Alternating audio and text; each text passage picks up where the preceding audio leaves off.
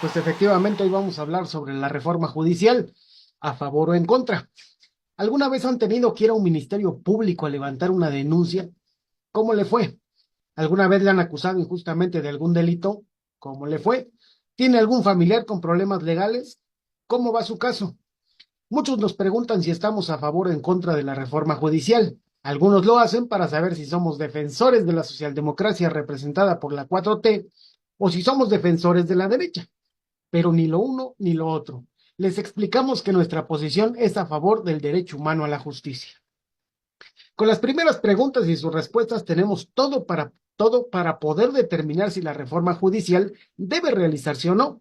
Muchos opinólogos que están en contra de la reforma judicial usualmente son personas que no han pisado en los últimos 3 sexenios un ministerio público para levantar una demanda, que no han litigado ningún caso, que no han tenido familiares con problemas con la justicia o que afortunadamente han tenido el dinero y el poder para resolver el asunto sin tener que sufrir un proceso plagado de ilegalidades, corrupción, tortuguismo, inventos judiciales, verdades históricas que siempre son mentiras y fabricación de culpables.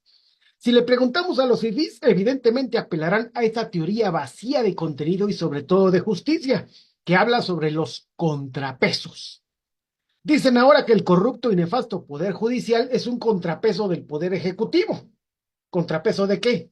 Si el poder judicial es corrupto y nefasto y es un contrapeso, entonces o el que hace cosas buenas es el poder ejecutivo y no necesitamos ese contrapeso, o son dos poderes corruptos que se contraponen. ¿Pero para qué? ¿Para no dejar que uno robe más que el otro? ¿O uno sea más corrupto que el otro? Nos dicen que eso, el contrapeso, es justo y es democrático. Pero lo que ocultan, como siempre, los defensores de la corrupción legal es que no se trata de contrapesos. Eso ni existe en una democracia. Es un invento chafa que trata de ocultar una posición política de derecha que están defendiendo a quienes los han beneficiado. Nada más lea las noticias y vea quiénes están a favor y quiénes en contra de esa reforma judicial. Bueno, incluso la Marea Rosa ya está llamando a otra marchita. Y no hablo de una marcha chiquita, sino hago referencia a las plantas. ¿Y cuáles son sus principales demandas? No al sometimiento del Poder Judicial.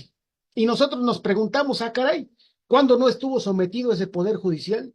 ¿Que no son exactamente los mismos que aplaudieron la guerra de Calderón y enviaron a miles de jóvenes a las prisiones sabiendo que muchos de ellos eran inocentes? ¿No son los mismos que aplaudieron la aprobación de leyes que criminalizaban el derecho humano a la protesta social durante el sexenio de Peña Nieto?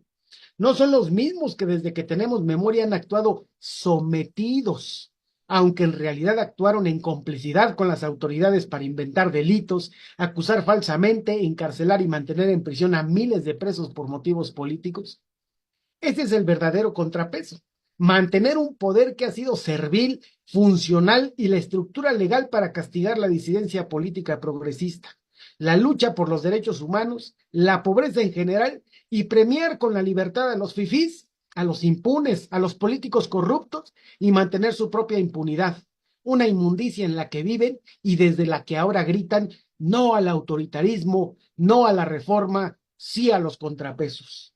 Nos preguntamos, ¿acaso los que defienden ahora la casta dorada judicial ya no se acuerdan que durante Calderón, como una política de Estado, todos los jueces evitaban por todos los medios, incluidos el hablarle o enviarle los datos directamente a los grupos paramilitares disfrazados de narcotráfico para que ejecutaran extrajudicialmente o cometieran desapariciones forzadas en contra de los familiares que intentaban denunciar? Qué poca memoria, dice doña Lucía entre venta y venta. ¿No son esos jueces los que durante todos estos años han sentenciado a miles de personas inocentes sabiendo que la mayoría han sido víctimas de tortura? ¿No son los que en complicidad con los torturadores niegan la existencia de las graves violaciones a los derechos humanos que cometen las policías y militares cuando detienen a cualquier persona? No conozco casos donde los jueces hayan determinado que se realizó una detención arbitraria. Pocos son los casos en que los jueces se ven obligados a determinar que sí hubo tortura, pero casi en ningún caso han sentenciado a los torturadores. Al contrario, los han protegido y son la principal herramienta de impunidad. Son los que a cambio de sueldos que insultan la dignidad humana violan los derechos humanos y protegen a los violadores de derechos humanos. Salgan a la calle, Pregúntenle a la gente de a pie si alguna vez han tenido que ir a un ministerio público y escuchen atentos una historia que se repite miles de veces. Es un calvario, es lo peor que puede sufrir una persona, incluso peor que el delito del que fueron víctimas. Y cuando están involucradas autoridades de cualquier nivel, quienes intentaron buscar justicia pasaron de ser acusadores a acusados. Vayan a los reclusorios y pregunten quiénes fueron torturados y comparen con las denuncias penales para que descubran con asombro, aunque la verdad ya lo saben, que mientras el 80% de los acusados fueron torturados, solo se refleja el 1% y creemos que es mucho en cualquier expediente judicial. Y esto no es nuevo. Cuando detuvieron a mis hermanos, el Estado y su poder judicial inventaron una historia fantástica, irreal, absurda, surrealista, para poder acusarlos de delitos que nunca cometieron.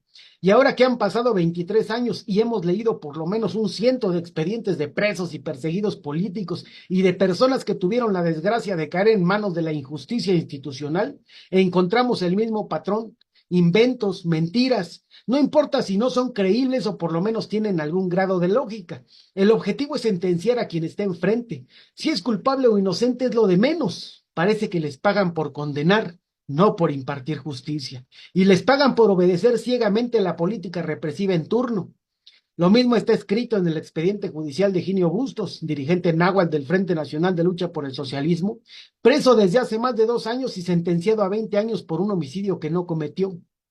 Pero que el señor Injusticia, sin prueba alguna y con testimonios fabricados, lo mantiene en injusta prisión.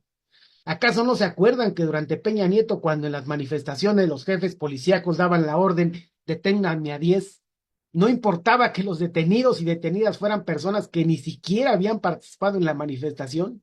Y los jueces, sí, esos que ahora se visten de blancas palomas, en lugar de frenar esas detenciones arbitrarias, incluso mandaban a los y las detenidas a los penales federales. Los miembros del Poder Judicial no son como ellos mismos dicen en sus cartulinas ahora en su paro. Somos tres poderes y este te defiende. Ya vimos que es una rotunda mentira, incluso lo hemos vivido, así que no nos vengan a hablar de contrapesos, de democracia y mucho menos de justicia. No tienen ni vergüenza.